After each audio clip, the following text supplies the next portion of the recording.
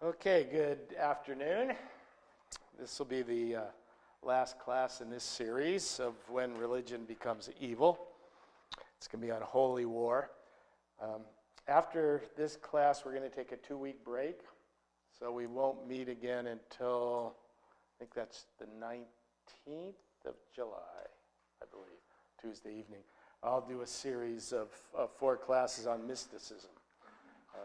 Mysticism and various, for what mysticism is, and then how that's expressed in a variety of different religions: Christianity, Islam, Hinduism, Judaism, etc.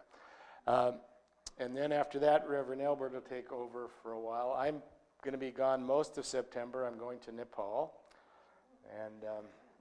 but we will have a new schedule out, a new brochure out at the end of August for all the new classes.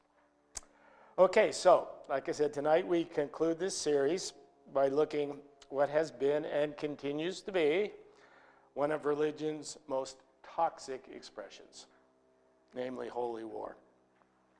Here Charles Kimball pulls no punches, as he declares, "We have said that more wars have been waged, more people killed, and more evil perpetrated in the name of religion than by any other institutional force in human history. The sad truth continues in our present day. In somewhat different ways, leaders and combatants continue to depict their war as a holy cause. In doing so, they compound the grave mistakes of those who went before them. And they distort the very heart of the religion they claim to be defending.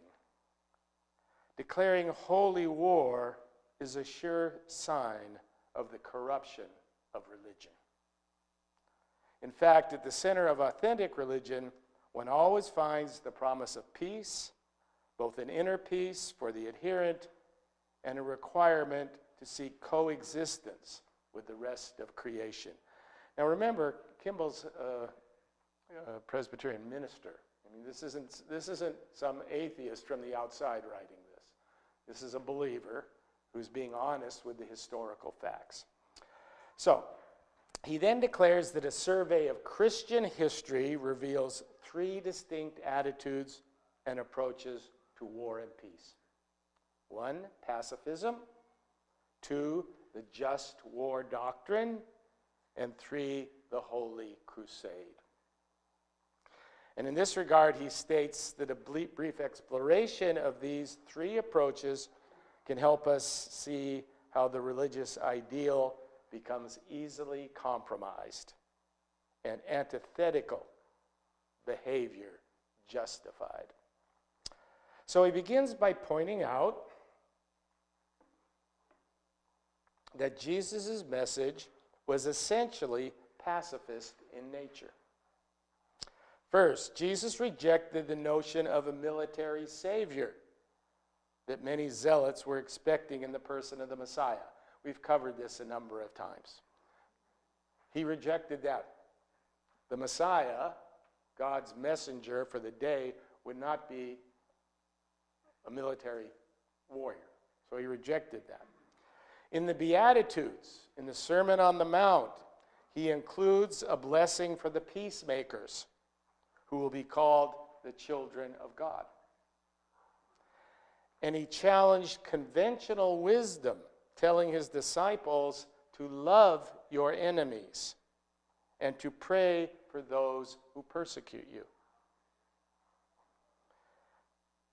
As he is arrested, in fact, in Gethsemane, if you recall, Peter drew his sword and cut off the ear of one of the servants of the high priest. Jesus immediately said to him, "Put your sword back in its place, for all who take the sword will perish by the sword." Next, Kimball turns to the letters of the Apostle Paul, especially the letter to the Romans, in which he frequently speaks about the centrality of love and a call to a ministry of reconciliation. In Romans, the apostle says, "Do not repay anyone evil for evil, but take thought of what is noble in the sight of all. If it is possible, so far as it depends on you, live peaceably with all. Do not be overcome by evil, but overcome evil with good." That's Romans 12, 17 through 18 and 21. And during the early persecutions of the church, we do not find Christian insurgents or terrorists. You read the early history of Christianity, when Christianity was being attacked. The response wasn't, as we find today when religions are attacked, the creation of terrorists or insurgents. In fact, the idea of being martyred or accepting that violence was upheld as great religious dignity. In fact, the first hint of Christians even serving in the military does not appear until the year 170 CE. Christians did not serve in the Roman military until 170 CE. And it's not until the 4th century that there was just more than just a handful of individuals. In this regard, Kimball quotes John Ferguson's "War and Peace in the World's Religions." Christianity and war were considered incompatible in the early church. Christians were charged with undermining the Roman Empire by refusing military service and public office.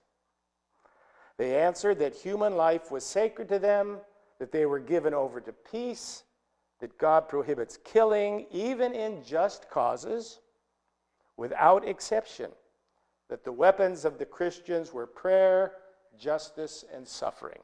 This is the early church. This changes dramatically in the 4th century with the rise of the Emperor Constantine to power and his conversion to Christianity.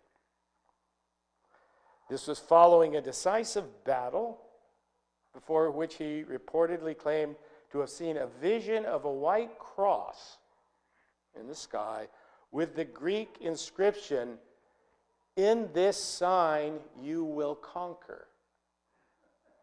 That's quite a reversal from the early position. Christianity was suddenly on its way to becoming the official religion of the Roman Empire. And the dramatic change occurred over 2 decades as Constantine consolidated his rule.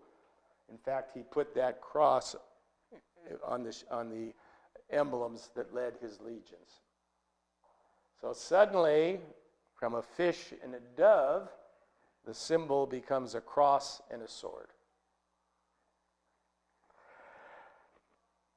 So when it becomes associated with the state power, we can say the tables had turned. Threats to the state now became threats to the church, because the state and the church are now one.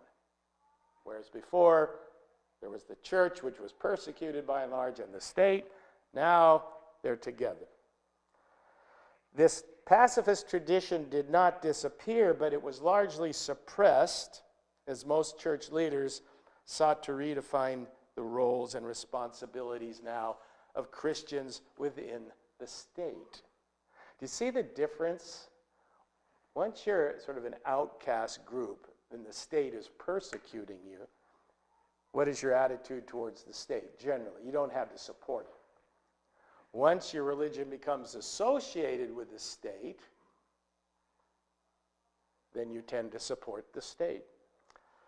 So, some early writers began to distinguish between clergy, whose vocation required total dedication, and the laity, who had duties as citizens of the state. And one of your duties as a citizen of the state was to be in the military.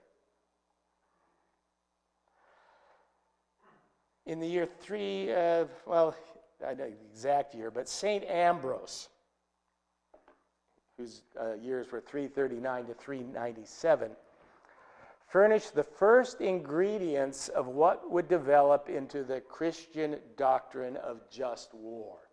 So we're going to slide from that first distinction. Remember, he made three distinctions: pacifist, just war, and holy crusade. As the religion becomes associated with the state, now we begin to slide into the notion of just war. And then that was elaborated upon by St. Augustine, 354 to 430. And he developed elements of the code of war, drawing heavily on the classical writers Plato and Cicero, as well as his own theological reflections and understanding. His writings reflect not only his views on sin and punishment, if you've read him, and the challenge of living in this world which has not yet become the city of God. St. Augustine had a dualistic notion. There was the city of man and there was the city of God. Eventually, the city of God would triumph. In the meantime, we had to live in the city of man. That's sort of the compromise that now has to take place. So he admitted there would have to be war at times, but if there is war, it had to follow certain rules and principles.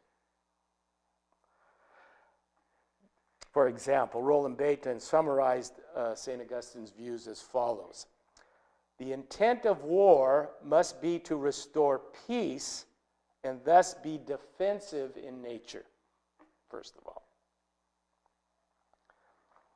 Second, there should be no, what he called, wanton violence or profanation of temples, no looting, no massacres. 3, vengeance, atrocities, and reprisals were not allowed. So the way St. Augustine looked at it, there may be times, because we're still living in the city of man and not the city of God, where war might be necessary. But we have to be very careful. We have to be careful, first of all, that it's defensive. It's not something that is aggressive, and it's certainly not something to gain territory or wealth. Strictly defensive. So as it developed over time, these steps became part of what was known as the Christian doctrine of just war. And it is still held to be the major view on war by the Vatican, for example. If you can't, they might be small, so I'll read them. 1, the war must be claimed by lawful authority. You just can't have anyone claiming war. A lawful authority, depending on when you're living. So at that time, it would have had to have been an emperor, or at least a provincial ruler of some sort. 2, the cause must be just. And because that raises a big question, doesn't it? What is just? Plato raised that question 1,000 years ago. No one's really come to any final conclusion. But in any case, what he's pointing out, it just can't be wanton aggression. It has to have some cause that is legitimized. 3, there should be rightful intention to advance good and avoid evil. And this is an important one, for war must be taken as a last resort. That came up during the Iraq War, and that's why the Vatican could not support it. The innocent should not suffer. War is only amongst combatants. That changed drastically in the modern era, where we now have what is called total war, where if you're at war with another group, there's no distinction. Everyone is part of that. So you can attack, as is going on in the Ukraine right now, for example. Non-combatants are considered legitimate in total war. And that really came into the fore in the Second World War. If you look at the First World War, by and large, it was fought out in the battlefields, in trenches, men charging up against each other. There were other, but especially when you got aerial warfare, that really changed the game.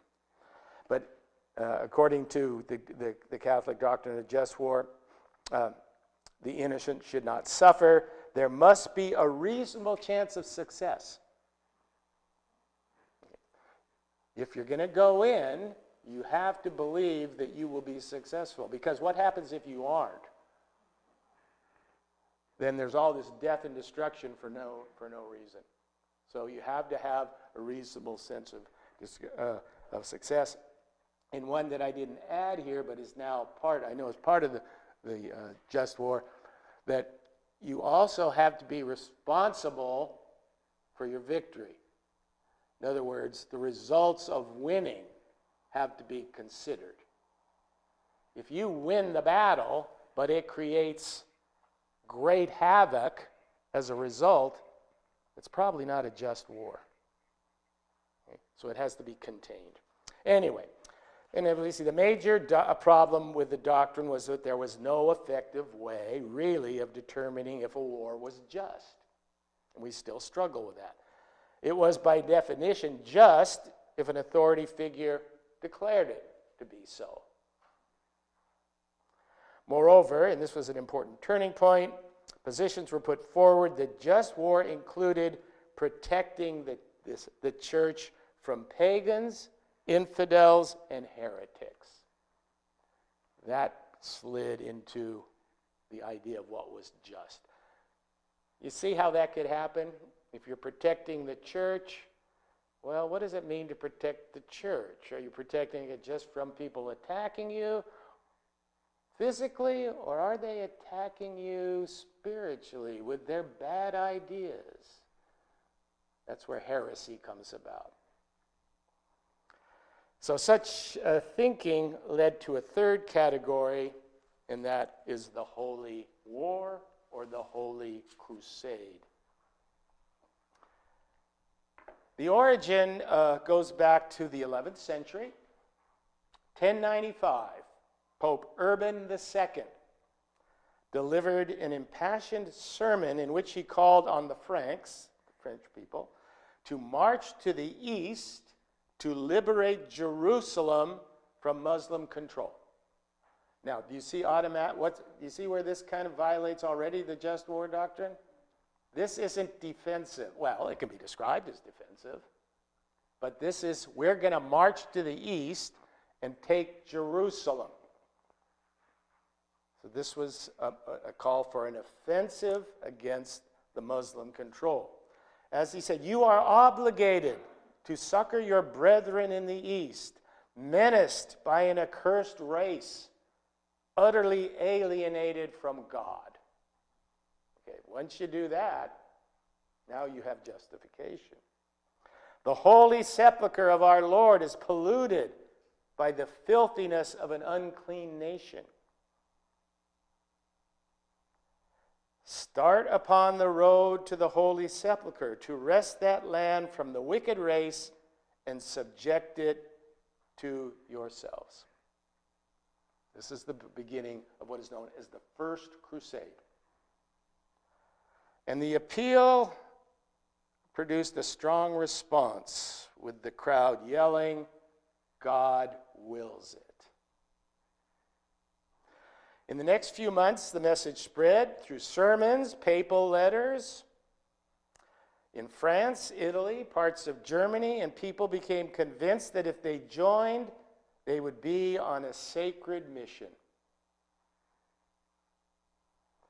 As Kimball notes, far from being a just war declared by a king, the crusade was a war instigated by the church.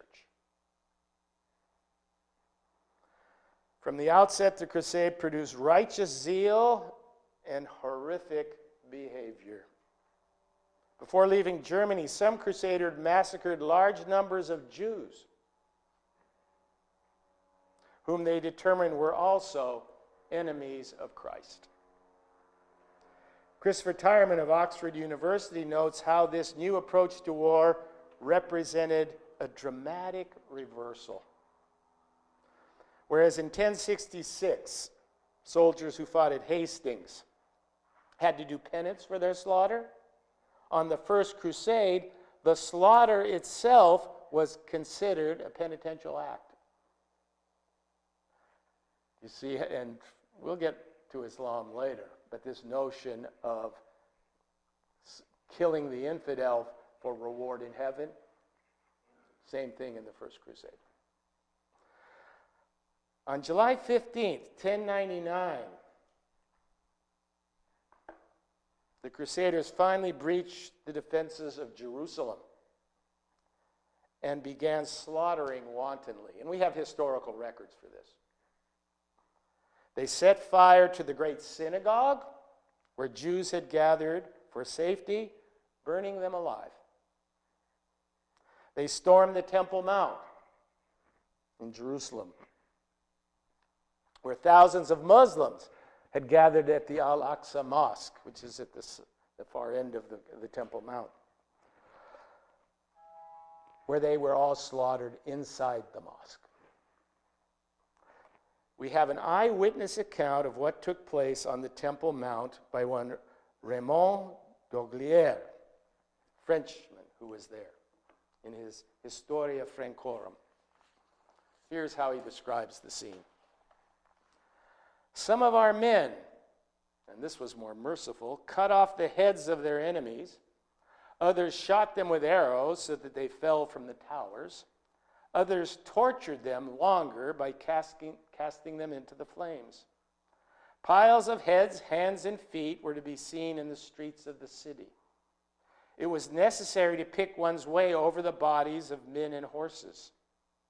But these were small matters compared to what happened at the Temple of Solomon, a place where religious services are normally chanted. In the temple and the porch of Solomon, men rode in blood up to their knees and bridle reins.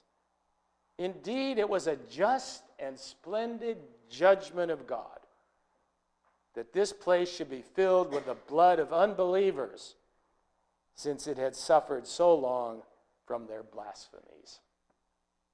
That's historical record. That's not someone writing an anti-Christian polemic. So, not to think that crusades were carried out against only non-Christians. We have the example of a 12th century crusade against a group known as the Cathars. Who were the Cathars? They were a Christian dualistic movement that thrived in areas of southern Europe in the 12th century, particularly southern France. Their beliefs varied according to various communities, but in general, this is what can be said. They held such ancient Gnostic ideas, such as the evil nature of the physical world and the need to be spiritually pure in order to be saved. And they didn't believe the Catholic Church was spiritually pure.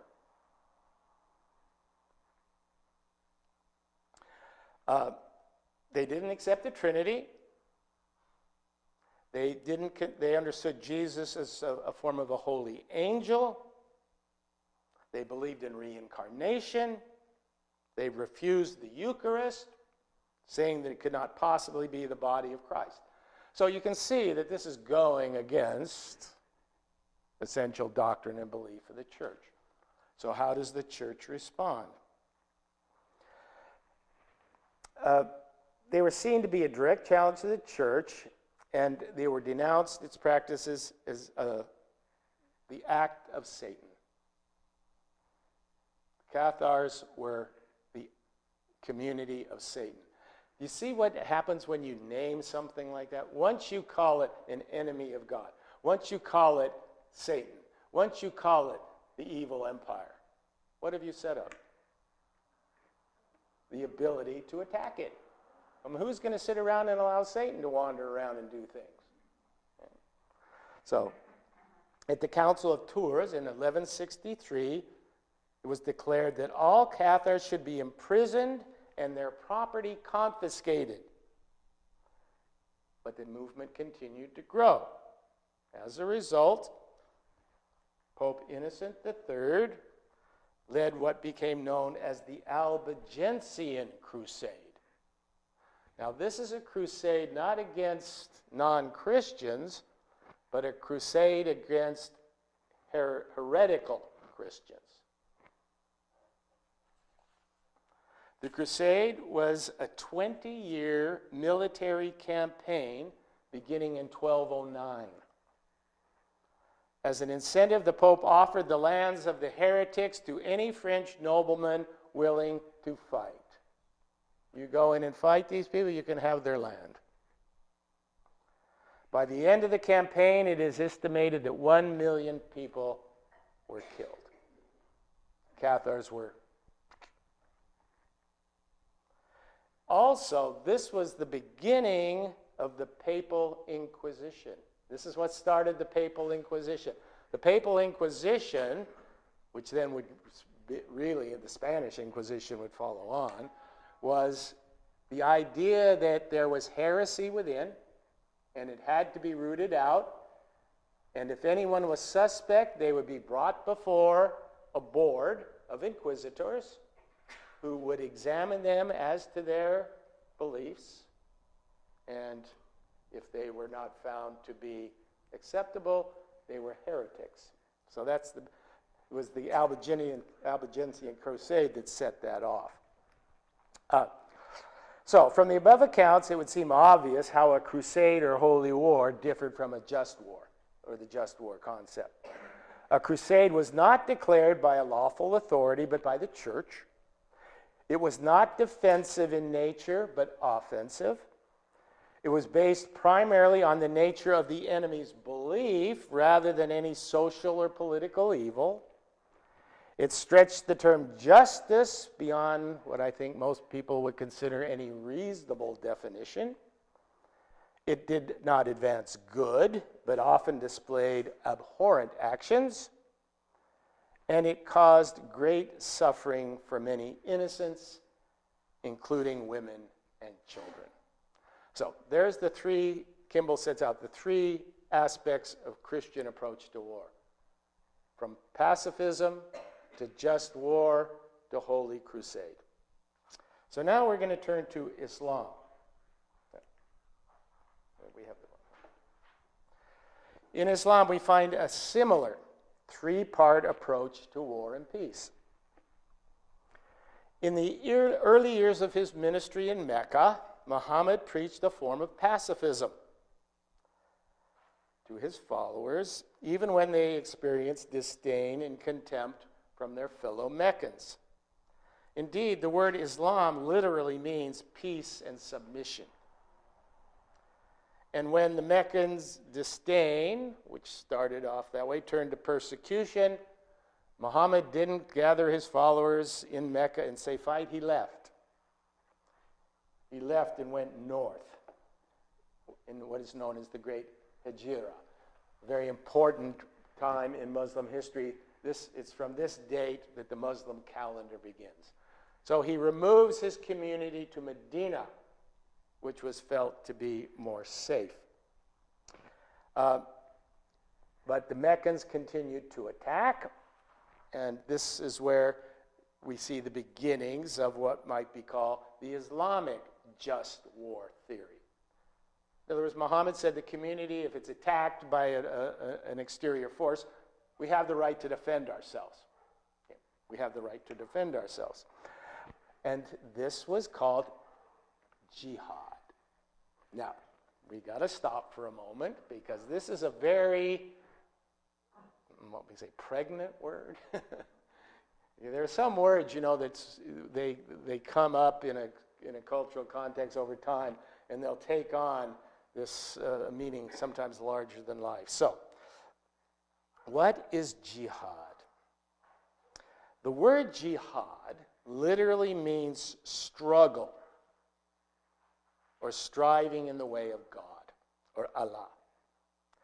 And it has two applications, the greater jihad and the lesser jihad. The greater jihad is the internal battle to purify oneself or to do what is right. So it's an internal spiritual battle. Muhammad says it is a battle which all people experience. We all have to struggle between our lower natures, if you want to use that term, and our higher natures. That's part of being human. That's the internal jihad. It's the struggle to contain oneself and to develop self-control against overly egoistic desires. Thus it is said that the love and increase of wealth is endless unless the love of Allah and jihad for his pleasure is the goal. Okay. That's the great, and that's when you find references to jihad in the Quran, that's the majority of references. This internal struggle. The lesser jihad, sometimes known as the societal jihad, involves combating social injustice, or in the case of external attack, defending the community as a whole. That's the lesser jihad. That's the political reality. Okay? On the one hand, and of that lesser jihad, it's the battling for social justice that's given priority. That you should be, the Muslim community should be standing up for social justice. If it's attacked, it also has the right to defend itself.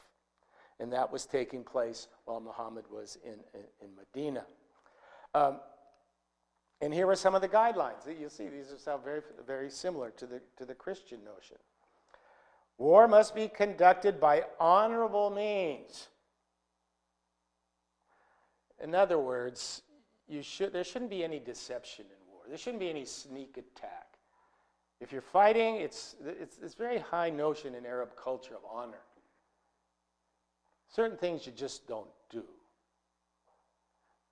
An interesting story here related to this is, and it was told by Lawrence of Arabia, who became very close with the Arab leaders.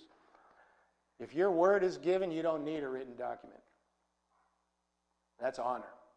If I say this is the way it will be, I can accept that without having to have a legal document with a notary and lawyers. This very high sense of honor. So war must be honorable. And safety of women and children and non-combatants must be honored. War is not about killing non-combatants.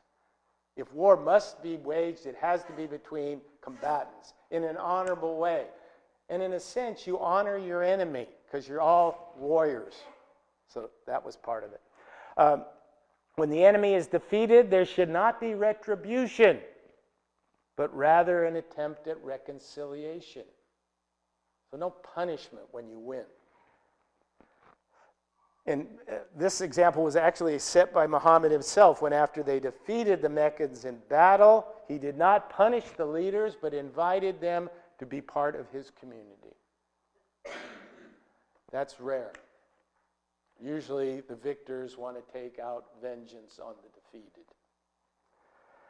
The distinction between great and lesser jihad is emphasized in traditions known as the hadith, which reports that after the battle was over, Muhammad said, "You've had the lesser jihad, now return to the greater jihad." That's the battle within. So after Muhammad's death, Muslim scholars and jurists developed their own just war theory. And it developed in the context of a need to clarify the nature of the Islamic community in relations to the non-Islamic community. And there was the basic division of what is known as Dar al-Islam, the abode of Islam or the abode of peace, and Dar al-Ab, the abode of war.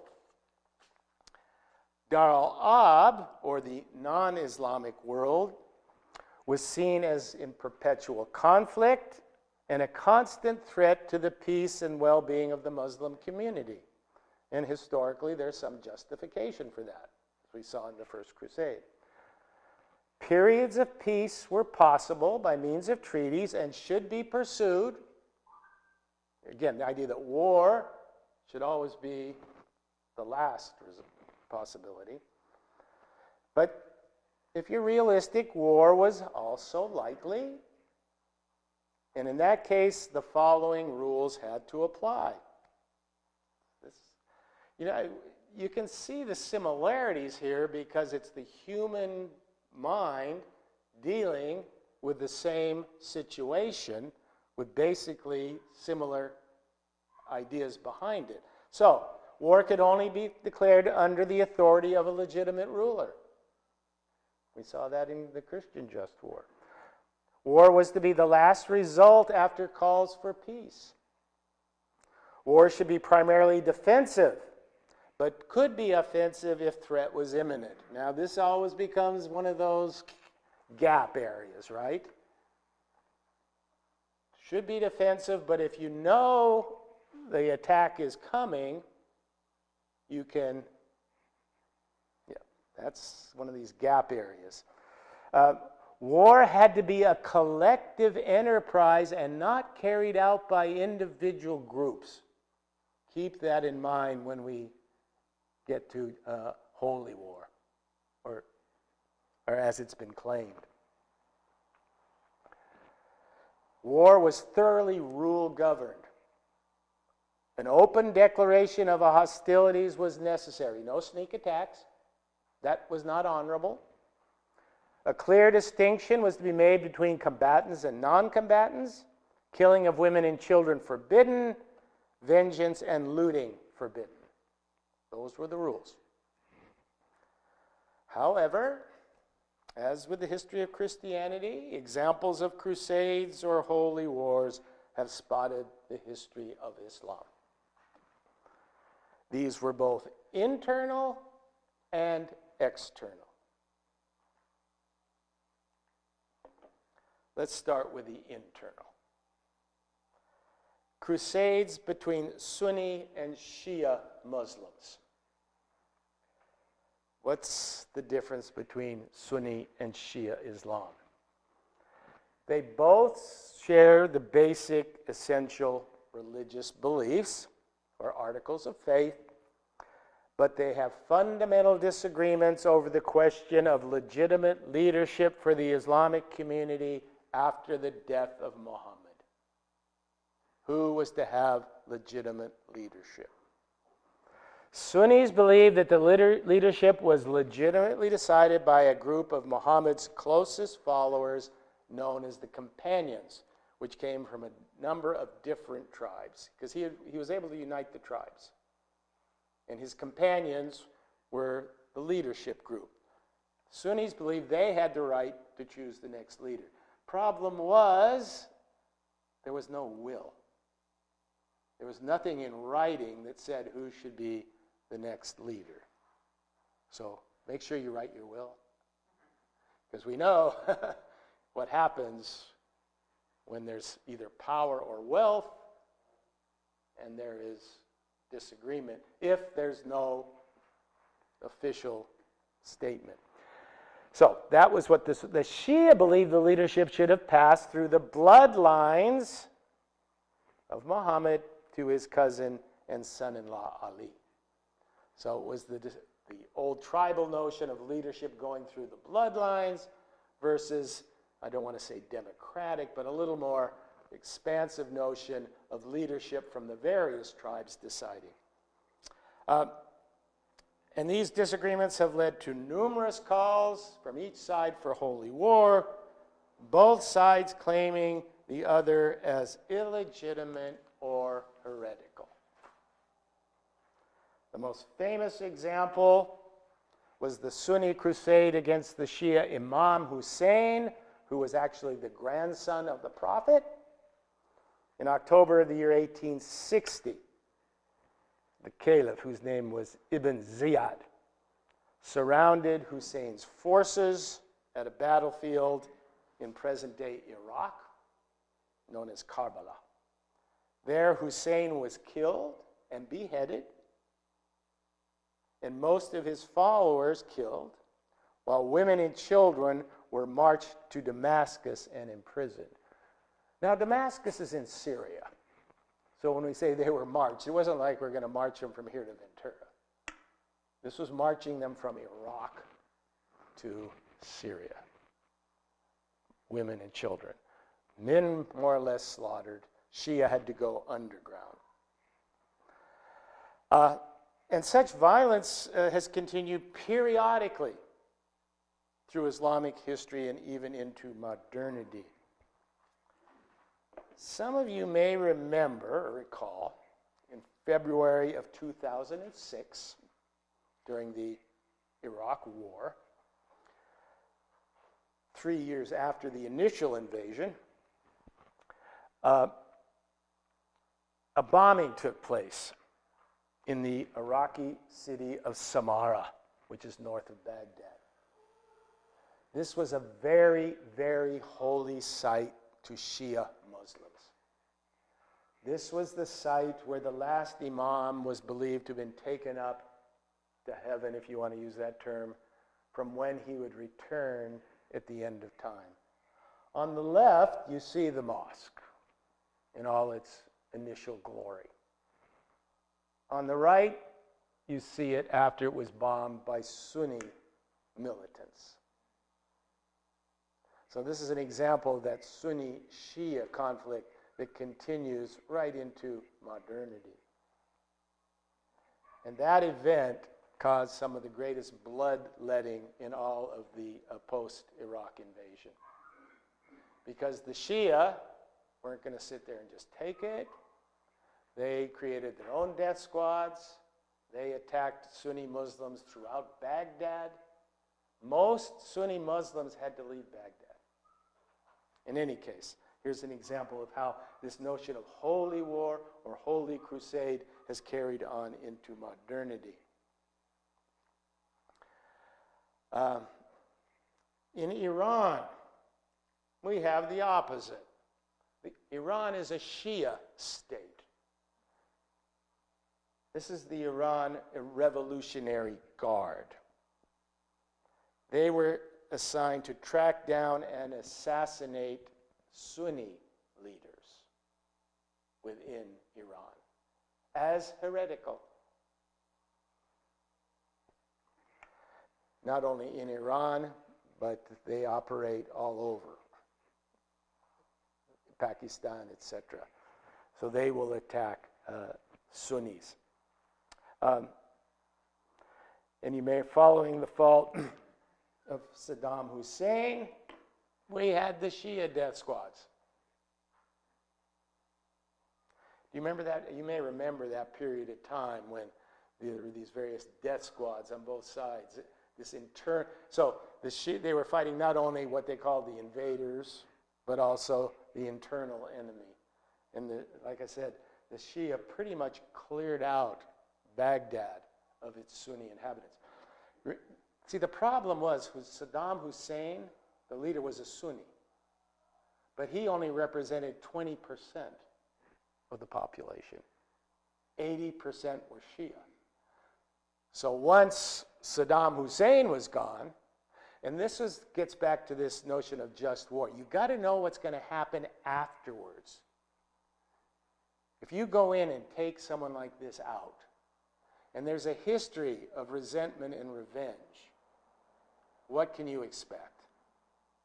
You can expect mass slaughter. The Shia had remembered what the Sunnis had done to them. And once Saddam Hussein was gone, once there was no military to protect the Sunni population, boom. Where did most of them go? Syria, which will become a problem down the line. This whole unfolding of what has taken place in the Middle East after the initial invasion. Okay, so in any case, so in terms of external holy wars, as Kimball points out, despite Muhammad's approach to external conflict in pursuit of personal and clan power or even religious notions, holy war took place. And holy war or crusades were different, as we've seen, in not only their objectives, their rationale, and how they were carried out. And it went so far as to what happened in India when the Muslims invaded India in the 11th century. This was not a defensive war. This was Turkish tribes coming down through the passes, destroying Hindu temples, looting, terrorizing, and that has stayed with us today. That's why there's still such great hostility in India between Muslims and Hindus, at least from the Hindu perspective, because they look back at this as an example of a holy crusade that came in. Okay, let's now move to perhaps the two most well-known examples of Islamic crusade or holy war in recent times. You know this gentleman? Osama bin Laden and his Al-Qaeda network, which planned and executed the attacks of 9/11. Let me read you, it's a fairly long, but it's an important passage, because I think if you listen to it, you'll see why this is a holy crusade, or what Kimball would call a holy war. Bin Laden in 1998 issued what is known in Islam as a fatwa, F-A-T-W-A, which is an official ruling on Islamic law. For something to really happen in Islamic society or community, you have to have someone of authority issue a fatwa. Well, bin Laden issued his own fatwa, and this is what it said. This is 1998, remember. This is three years before 9/11. The Arabian Peninsula has never since God made it flat, created its desert, and encircled it with seats, been stormed by any forces like the Crusader armies now spreading in it like locusts, consuming its riches and destroying its plantations. The U.S. Army was in Saudi Arabia as part of the first Iraq War. Saudi government had allowed U.S. forces to be based in Saudi Arabia. That's what he's referring to when he says the Crusaders. All this is happening at a time when nations are attacking Muslims like people fighting over a plate of food. In the light of the grave situation and the lack of support, for example, the Saudi government, and remember, Osama bin Laden's a Saudi. He's a Saudi. He's not an Afghan. He's not an Iraqi. He's a Saudi, very wealthy Saudi. Father was extremely wealthy. He was extremely wealthy. We and you are obliged to discuss current events, and we should all agree on how to settle the matter. First, for over 7 years, the United States has been occupying the lands of Islam in the holiest places, the Arabian Peninsula, plundering its riches, dictating to its rulers, humiliating its people, terrorizing its neighbors, and turning its bases in the peninsula into a spearhead through which to fight the neighboring Muslim peoples. I'll skip down a little bit when he goes on. On this basis, because he elaborates a little more, and this is what's important, and in compliance with God's order, we issue the following fatwa to all Muslims.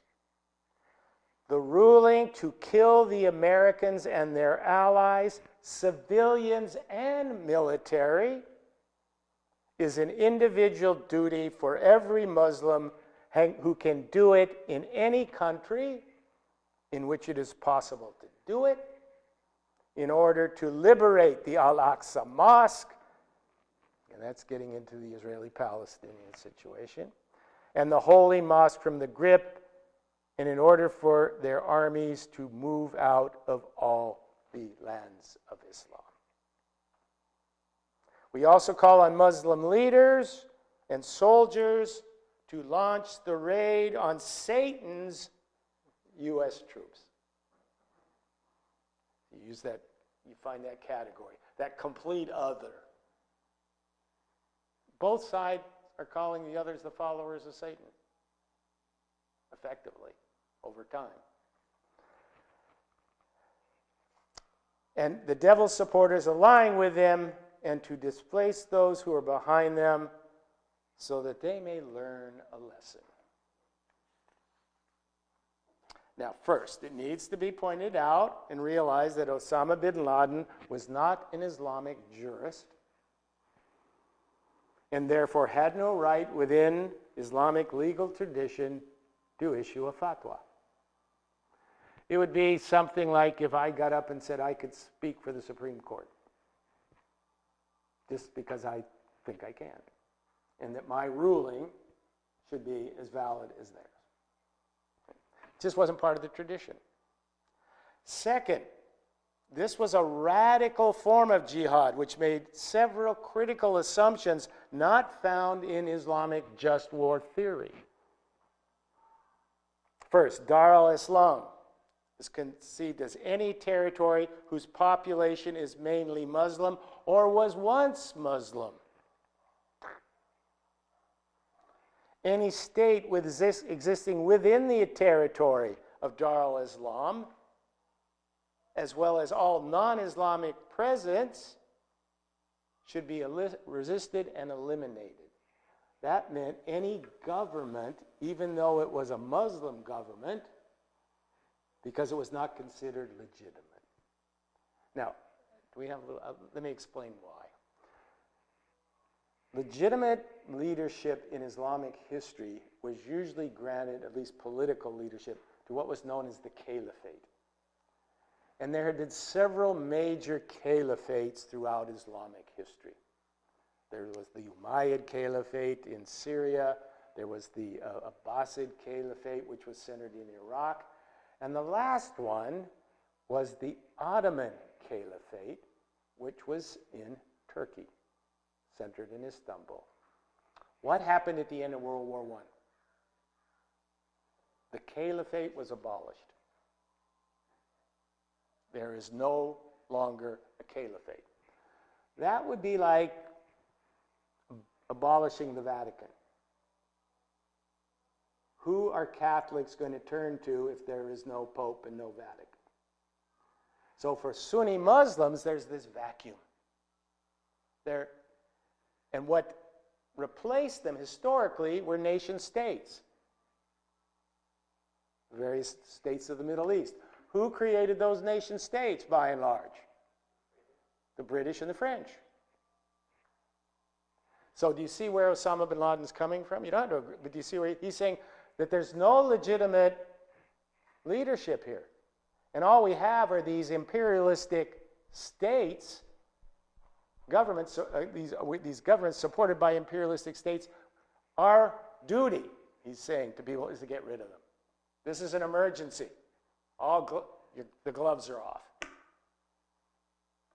Islam is in danger. That was the message. Islam is in danger. And so as we know, that was the result, or one of the results. All of those involved in the attack of 9/11 were Saudis, supporters of Osama bin Laden. No Iraqis, no Afghanis, all Saudis, under the leadership of Osama bin Laden and his Al-Qaeda network. The other group is ISIS, which has sort of disappeared from the pages these days, but they're still around. They're still around. ISIS stands for the Islamic State of Iraq and Syria. That's what it actually stands for. You will sometimes see it as ISIL, I-S-I-L, which is the Islamic State of Syria and the Levant. The Levant was an old term that was used for much of Iraq, etc. It was split from Al-Qaeda in 2014. So it was a break-off group from Al-Qaeda. and established itself as a proclaimed caliphate. You see why that was important? If your followers accept you as, or your movement as a caliphate, then you've given justification to your rulings. Because that's what caliphates did in the past. It's really interesting to think what would have happened to the world. You know, as a historian, I was taught never to say what if. But if that caliphate would have been allowed to exist after World War I, you would have had a center of Sunni power, which would have not had a great deal of political power, but you probably wouldn't have had all these factions then breaking off, trying to claim legitimate power later. One of the what ifs.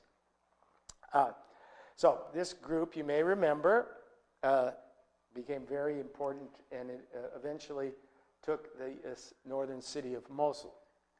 And for a while, it spread its caliphate into most of northern Iraq, much of Syria, and eventually the U.S. had to send forces in to fight against it. Eventually, Mosul was liberated, as was Raqqa, but this is what the cities were left like. And a lot of that wasn't just from external U.S. or Russian forces. This was ISIS destroying these cities as they left. And this man, Abu Bakr Baghdadi, claimed to be the new caliph. And from all the reports that we have of what took place in this caliphate, it was quite brutal. The United Nations chief investigator said fighters from the ISIS may be added to a list of war crime suspects. They were committing war crimes against their own people to get them under control.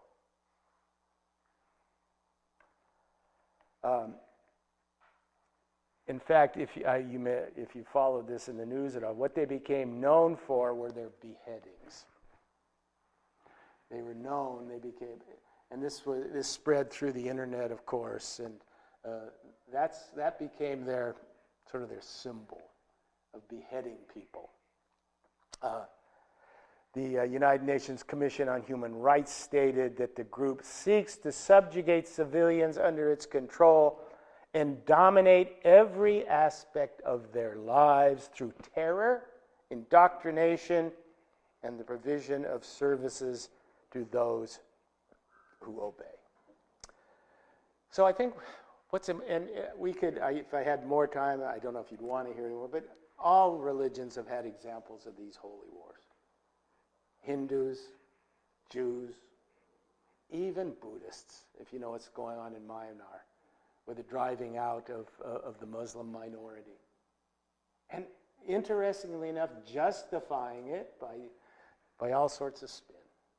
But if careful readings, it seems to me, of the origins of these religious teachers, it's pretty hard to equate holy war with their message.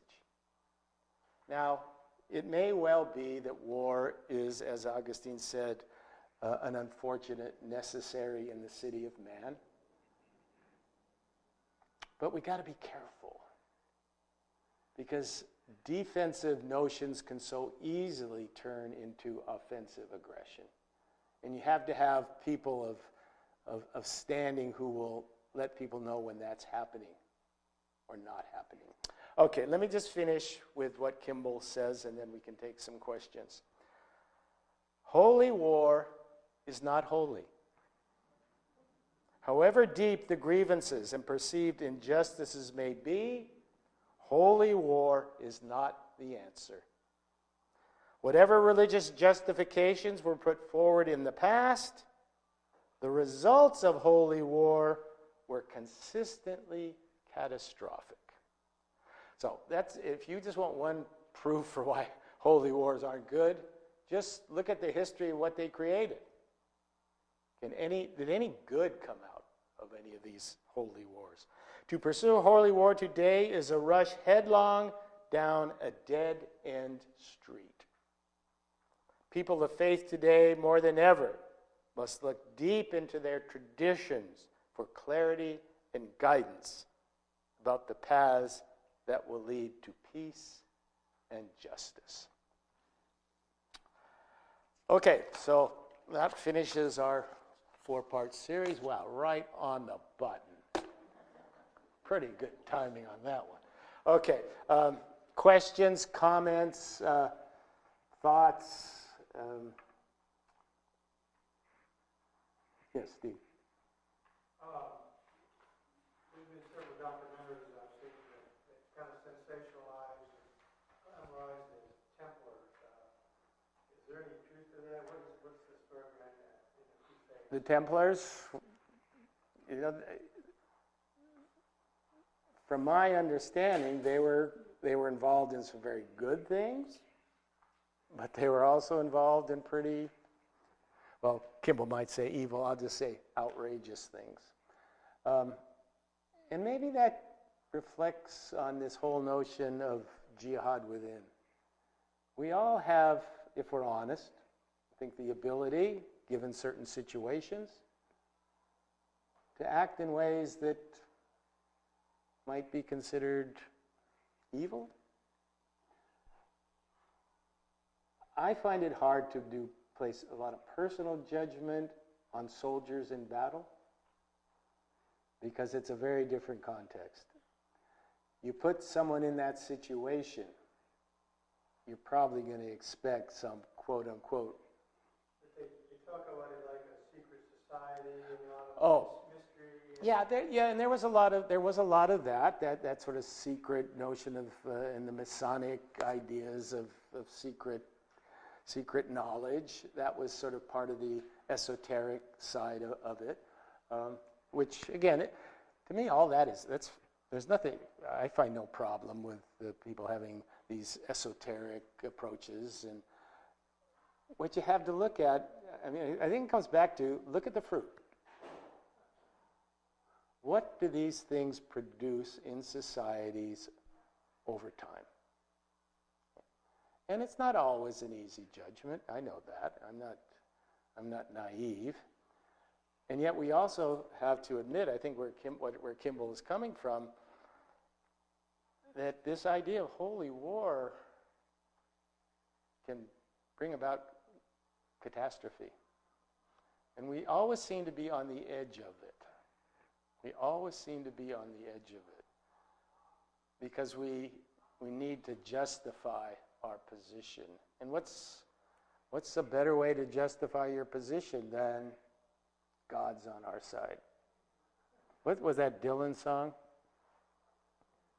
Or God, and he goes through all the wars. Yeah, it's interesting. World War I was a classic example, wasn't it? Both sides declaring God was on the French and the Germans. And sometimes at Christmas, they'd stop fighting.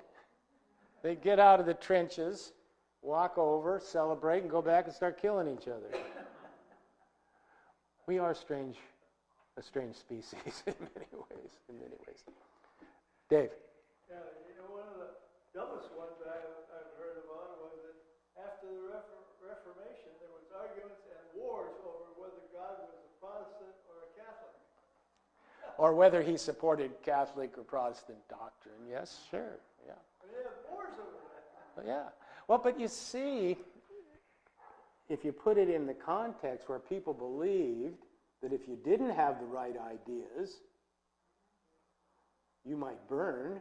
And if you took that seriously and it was psychologically imbued, we can sit back now, as sort of relatively modern, and look back and say, that was kind of silly.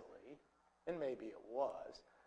But try and put yourself into that mindset where you believe that was possible. Then you can justify just about anything. Remember in the book of Job, what was the one thing that Satan says? A man will do anything but go after his body.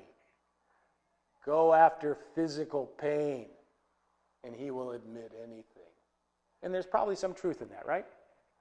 If you've ever read about anyone has experienced torture, at a certain point, you'll probably agree to anything, because that's what pain does. Now, if you have a type of you fear that that's a possible thing that you could experience if you go against the church. I mean, see, try and put yourself in that context. The fear that might arouse. Okay? So, I'm not justifying it, but I always try and understand. I belong to a group on the internet once called Holocaust. And this was scholars, people who were discussing the Holocaust. And there was one rabbi. And I remember him saying that he used to have nightmares about